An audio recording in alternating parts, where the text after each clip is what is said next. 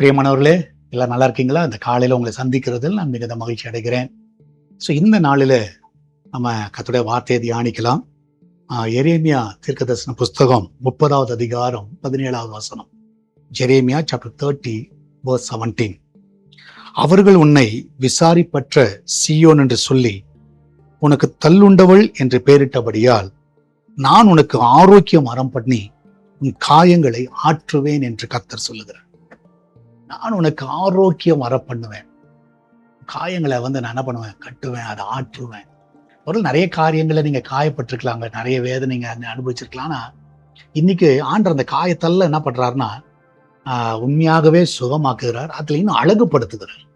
வெளியே அந்த காயம் தெரியாத மாதிரி, வெளியே அந்த காரியங்கள் எதுவுமே யாரும் பார்த்தாலும் கண்டுபிடிக்க முடியாதபடி உங்க வாழ்க்கையை கர்த்தர் மாற்றுவார்.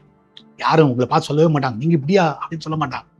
ஏன்னா கர்த்தர் உங்க காயங்களை ஆற்றுகிறது மாத்திரமல்ல, அது யாரும் பார்த்தாலும் ஸோ இப்படிப்பட்ட வேதனை நீங்க போனீங்கன்னு தெரியாத மாதிரி கர்த்தர் மாற்றிடுவார். உங்க வாழ்க்கை அப்படி மாத்திடுவார்.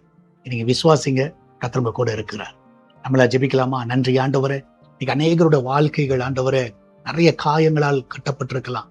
ஆனா இந்த காயங்கள் எல்லாம் நீங்க ஆற்றி ஆண்டவர் அவர்களுக்கு ஆரோக்கியத்தை வர பண்ணி ஆண்டவரே வர நாட்கள் அவர்களை பார்க்கும் பொழுதே ஆண்டவரே உன் வாழ்க்கையில இப்படி நடந்தது நாங்கள் எதிர்பார்க்கவே என்று சொல்லத்தக்கதாக அவங்க வாழ்க்கையை செழிப்பாய் மாற்றுங்க, சுகமாய் மாற்றுங்கப்பா. அன்றைய கர்த்தாவே எல்லாரோட வாழ்க்கையுடைய கத்துல வைக்கிறேன். படிக்கிற பிள்ளைகள், வேலைக்கு போகிற பிள்ளைகள், யூத் பிள்ளைகள், வயதானவர்கள், அந்த எல்லாரோட வாழ்க்கையை மாற்றுங்க ஆண்டவரே. வெளிநாடுல இருக்கிற பிள்ளைகள் அவர்களோட வாழ்க்கையை மாற்றுங்க. இந்த நாளிலே பிறந்த நாள் கொண்டாடுகிற பிள்ளைகளோட வாழ்க்கையெல்லாம் மாற்றுங்க ஆண்டவரே, செழிப்பாய் மாற்றுங்க. எல்லாவற்றுக்கும் மேலாக இந்த நாளிலே ஆண்டவரே சால்வேஷன் டிவிக்காய் ஜெபிக்கிறோம். அதை ஆசீர்வதிங்க. எஸ்தர் திருச்சபை ஆசீர்வதிங்க. அநேக ஜனங்களை கொண்டு வாங்க ஆண்டவர். அந்த திருச்சபை லேண்டு காரியத்துக்கு தேவையெல்லாம் சந்திங்க ஆண்டவர். எப்படி ஆயிரம் வழிகளை திறங்க, உண்மையை நம்பி இருக்கிறோம். நிறைய காரியங்களை வாய்க்க பண்ணுங்க, ஆசீர்வதிங்க. இயேசுவின் நாமத்தில் ஜெபிக்கிறேன். ஆமென், ஆமென். கர்த்தர் உங்க கூட இருக்கிறார். தைரியமா இருங்க. எதை குறித்து கவலைப்படாதீங்க. கர்த்தர் உங்களை ஆசீர்வதிப்பார். God bless you.